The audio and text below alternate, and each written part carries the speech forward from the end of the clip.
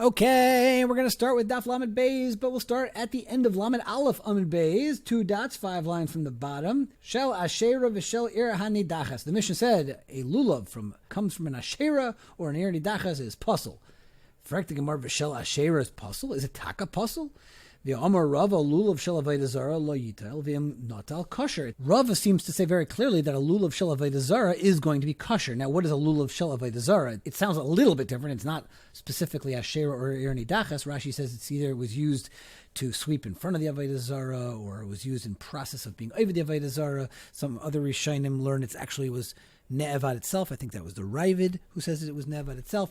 Al Kaponim, you still see there is this musig of avodah zara, dika lulav, is going to be kosher to use as a lulav shel mitzvah. Now, the Gemara hasn't forgotten about the fact that, of course, it's asur b'hana, but the fact that it's asur b'hana itself wouldn't be a reason that you wouldn't be to the mitzvah, because as Rashi points out, it's mitzvahs lav lehenis nitnu. Kilaymer zok Rashi, ein kiyum mitzvahs hanas haguf, el avodas eved l'rabbi. There's no hanas haguf. So the Ritzvah's lashon, just to kind of bring out the point even starker about mitzvahs level hennis netnu, let me just read it inside. V'yafal gavdim ishani b'yasiyas mitzvahs. Shemakabel schar bo'olam hazeh u'ba'olam haba. I mean, the Ritzvah is very clear. Like, how can you tell me that you're not getting hana from mitzvahs? You get all this schar. Loichoshev iser be'isuri hana ella kishenena begufay shel iser. You got to be nena from the guf of the thing itself. Aval kol she'ein hahana migufay.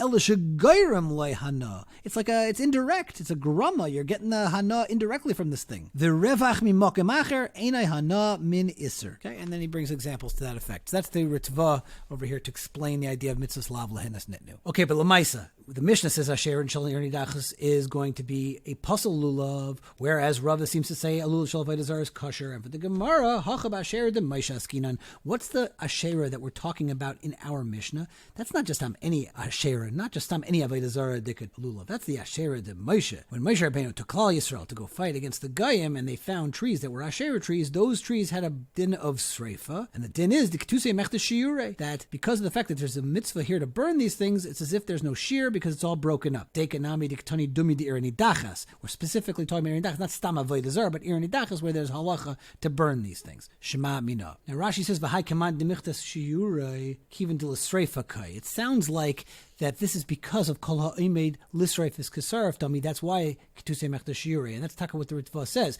that the idea of ketusei mechta shiure is dafka according to Reb Shimon, who holds kol ha'omed l'sreif kesaref dami. But Taisvis in Saita on Daf Chaf Hey Amud Beis says it's not true, that even according to the Chachamim, who don't hold of Kol Ha'omed L'Sreif Kesar of Dami, they still hold Ketusei Mechta Shiurei, because Taisvis' expression is like a shear. There's nothing here anymore. He even extends the idea to something that is nikbar or nignaz. You're buried in the ground. It's physically still intact, but it's as if it's not here anymore, and therefore if it's not here anymore, you can't tell me that there is a shear in its size, because it's not here. Okay, so the Gemara Vayter, Niktam Raishai, the Mishnah had said if the top is clipped off, it's going to be puzzle. Amar Rav Huna loy shanu ela niktam. This is only if it's actually cut off. Avol nizdak, but if it's split apart, then it's going to be kosher. Frek the Gemara nizdak kosher. Is it taka? If it's split, is it kosher? V'hatanya lulav kafuf. A lulav that's bent over. Kavutz, if it has like little prickly things on it. Saduk, if it's split. Okum doimel magil, if it's curved like a magil, which is a sickle. Puzzle, all these things are puzzle, including, we just mentioned, saduk, which is split. Additionally, charos puzzle, if it's hardened, it's going to be puzzle, but if it's daimel charos kosher, but if it's only a little bit hardened, then it's going to be kosher. Anyway, the point is, you see that saduk is split, and that it's going to be puzzle. Meanwhile, we were medayik from the Mishnah that only nikdam is going to be puzzle, but nizdak should be kosher. So which one is it? Is it kosher or is it puzzle? Amarav papa de ovid behemnik. Where does the Brisa say that saduk is going to be split? That's not that the leaves are split the way we were medayik from our Mishnah that we were assuming would be kosher. But rather, that's when it's like a hemnik, when it looks like a letter Y. It grew that way. So because that is a mudna way for it to grow, it becomes puzzle. Now, before we go weiter, the last words on Amud Beis were a lulav kafuf. That's something else that is puzzle. Now, lulav kafuf, Rashi teaches as roishai kafuf. The top of it, the head of it, is bent over. The doimes leish gaban vazokin shreishen shachin v'kfufin lamata. Like an old man whose head is bent down. In my mind, I picture Reb Aaron Feldman, Zolzang Gezont Rosh Yeshiva, that he walks. He's a very tall man, he stands straight, except for the fact that his head is very kufuf, and he gets very old as you get to the top of his head. Anyway, the point is, you have this idea of a bent over top lulav is puzzle. Now, what is the part that's bent? Is it the shedra or is it the ulin? The Ran says it's the ulin. The leaves are bent over. Now, that's a huge chumrah. A lot of times we find at the very top of a lulav, the leaves are bent over, and they have a little, like almost a hook at the top of the lulav. So the Ran is taka saying that would be puzzle. That's a lulav that's kufuf. The Rush says, don't invent more problems. We have enough psulim with lulav. It actually writes that kind of a lashon. So the Rush is machshir it. In fact, the Rush goes so far as to say, I love to be yotzei with when the leaves are kufuf at the top. The Rush says, I love getting this kind of a lulav because when the leaves at the very top are bent over a little bit like that hook shape, it holds the tiyumas together. You don't have to worry about them coming apart. So he actually looked as a hiddur. This, of course, is the issue that people who look for a knippel on top of, I think I'm pronouncing it right, a knippel, on top of the lulav, right? So that thing, that folded over thing, according to the Rush, is a hiddur. The Ran is saying it's not just a hiddur, that's a psul. That's lulav kafuf. So according to the Ran, you got to make sure there's no kfifa in the ulin, whereas the Rush says, no, lulav kafuf is about a puzzle, but what's kafuf? That's when the shedra is kafuf. That's when the spine is kafuf. But the leaves, fakir, he looks at the leaves almost as a positive if they're bent over together.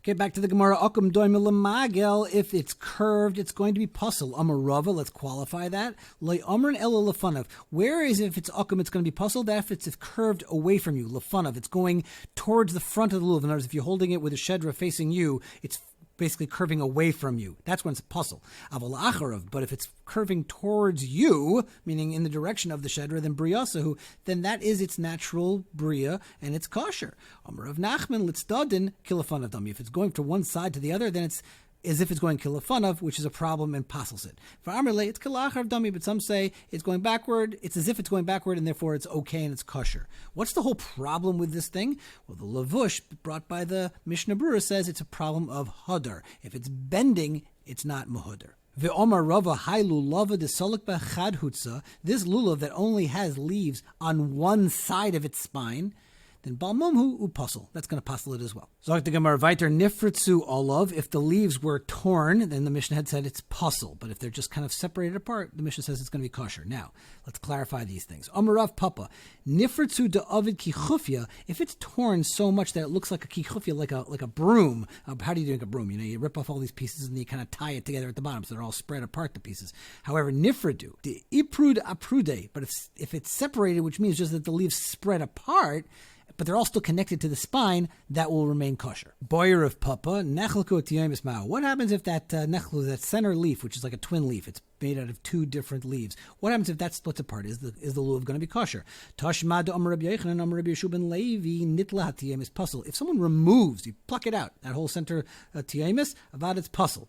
So my love huad din nechlaka. Can the Gemara just assume that if it's nechlaka, it's as if it's not there? It's the same thing as it's gone. Like the Gemara loy nitla shiny. It's different if it's removed hachasule, because then a lulav is taka chaser. Masha'en kain, if it's just split, the way Rabbi Kiveger learns this Gemara is that if it's split, it's just going to be a lack of hadar. So kolzman, it's just lacking hadar, can still remain to be kosher. But once it's chaser, then it's going to be puzzle and gansen. Iked diamri Rabbi Yochanan Rabbi Yeshua ben Levi nechlaka tiyamis nasik mi shenitla tiyamis puzzle. Nechlak, if it's separated and broken apart and opened up into two, then it's kamish and nitla tiyaimis puzzle. It has a din of chaser. That would be the ikad amri. It's not just the problem of hadar. The next part of the Mishnah says that Rabbi Yehuda says if the leaves get separated, you tie them together at the top. So like the Gemara Tanya, Rabbi Yehuda, Aimer Mishum, Rabbi Tarfin, kapais tamarim. How does he darshan? Kafais. The first word can be read kafais. You tie them up. The im hayaparid yechaftenu. And if it was spread apart, tie it together. Amar le Ravina le Ravashi. Memai dahai kapais tamarim du lulavahu. How do we know that kapais tamarim is even referring to a lulav in the first place? Ema charusa. Maybe it's talking about the part of the palm tree that's like a hard branch. So Dr. Vashi, be'ina kafos veleka, because since we're darshaning the word kapos tomorrow has to have an inyan of kafos, you have to be able to tie it together, and you're not going to have that shayach by a hard branch. Ve'ema ufta, maybe it's talking about the bottom trunk of the tree, which should certainly be considered kafos. It's certainly together, it's not spread apart. So the Gemara said, no, because kafos mechal de'ika parid. You have to have the kind of kafos that's shayach to being parid. V'hai kapos ve'ayimid le'olam. The trunk of the tree is never shaykh to becoming parid. In fact, the Gemara ve'ema kufra, maybe it's talking about a palm shoot. It's very young and it has begun to harden, but it could still be bent back and still tied. So in other words, this is another part of the same tree that l'chara, maybe that's the kapais tamar. And for the Gemara, Amar Abaye, daracheh darcheneim v'chol nesiva sehel shalom. We're not going to be talking about that kind of palm shoot because it has thorns and other unpleasant parts, and the Torah wouldn't tell you to take that for the mitzvah. Amar le Rava toisfo le Ravina. Maybe we're talking about you have to take two different clusters of dates. In other words, kape tamari could be the kapais tamarim. So the Gemara Ravina says no, because it doesn't say kape, it says kapais ksiv. And kapas without a letter vav is a singular lashon. So it can't be, it's not two things of anything. So for the Gemara, so okay, maybe it's one date cluster. The Gemara lahu kaf karile, because that would normally be called kaf. And since the Torah says kapais, it must be talking about a palm branch that we call a lulav. All right, the Mishnah continued and said, Tzine har barzel kshera, Omer Abaya loy shanu. Where do we say that Tzine har barzel are going to be kosher? That's el shareisha shel zeh magil et tzad ikra shel zeh, when the leaves of one reach the base of the other leaves. Aval ein reisha shel zeh magil et tzad ikra shel zeh. Puzzle. Tanya nami hachi Tzine har barzel psula. We have a brisa that says that Tzine har barzel psula, which is l'chayr connected our Mishnah.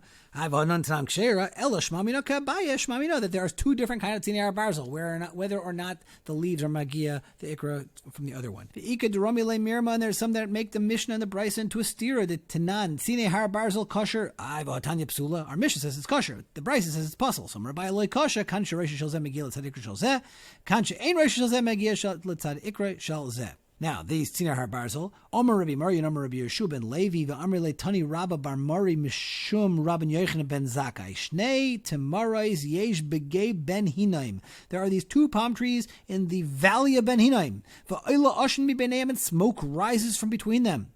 Ve'zeu sheshanino Tzine har barzel ksheres. And these are those trees that we're talking about, the Tzine har barzel. Oh, and by the way, v'zuhi pischa shel Gehenim. And that's why I guess that's how you can explain the smoke that rises from between them. Kind of the begay ben hinom should give it away, I guess. I'm assuming that's connected to the lashon of Gehenim.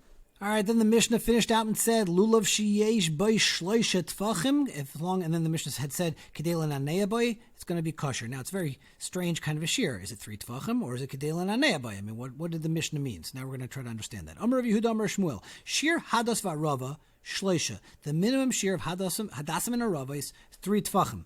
The lulav arba kedeshe lulav yetzim min hadas tefach. So this way, the lulav can be 1 tefach higher than the hadasim. The Rabbi Parnach Omer Rav Yechanan shidra shel lulav tzarich sheyetzim min hadas tefach. The spine of the lulav, the shidra, needs to extend beyond the hadasim. It's not the leaves of the lulav; it's the shedra. Tanan lulav sheyesh by shlosh tfachim kedei lanei by kasher. Our Mishnah's nosach was that you have to have 3 tfachim, which is enough. It seems like enough to waive it, to do the nanum. It's going to be kosher. It sounds like you don't have to have the lulav any higher than the hadasim. And for the Gemara, no. Ema, read the Mishnah this way.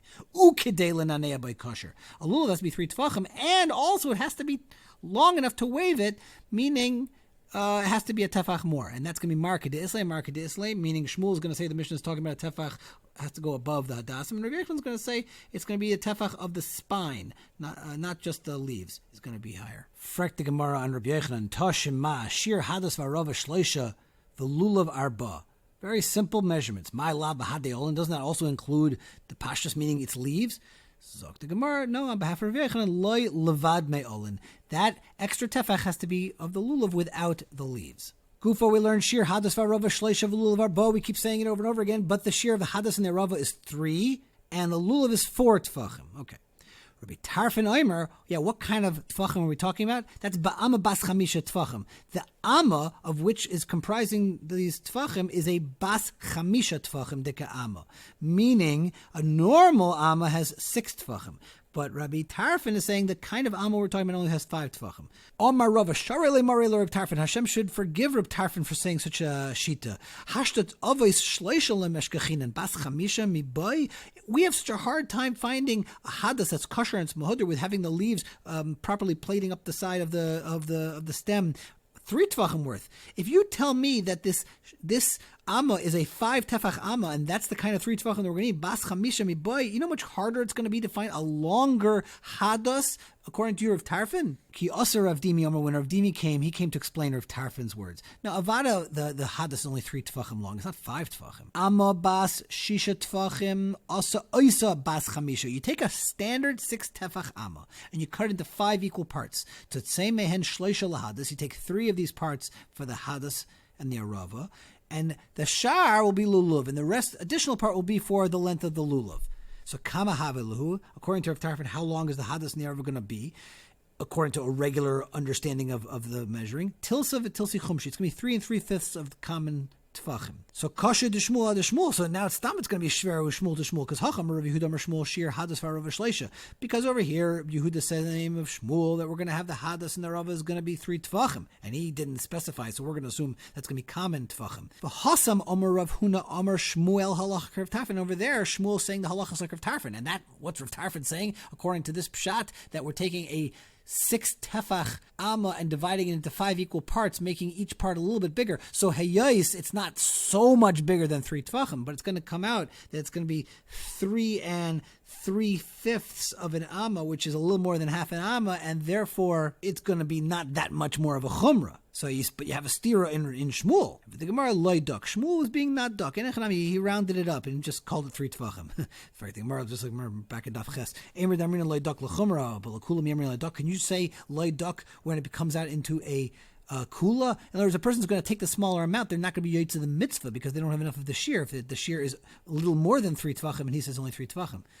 So, and for the Gemara, ki also Ravin Omer Amma bas chamisha tefachim asei shisha. It's the flip it around. It's not that we're taking a regular 6 tefach amma and cutting into 5 parts. Fakir, you're taking an amma bas chamisha. You're taking the smaller size amma and you're cutting that into 6 parts. Tzitzei mehen shleishel hadas. Take 3 of those smaller than normal parts. V'hashar luluv. So kama haveluhu. What's going to happen according if you take a 5 tefach amma and you cut into 6 equal parts and take 3 of those parts, you're going to have treyu palgal. You're going to have 2.5 common tefachim. Kum tuchais half an amma. So that's going to be smaller than 3 tefachim. So for the Gemara, so saif kasha Shmuel de Shmuel. So which one is it? Is it 3 tefachim or is it 2.5 tefachim? Avdem loy duck. Shmuel is saying it's not being precise. V'hainu lechumra loy duck, and that's a imprecise, which is being lechumra.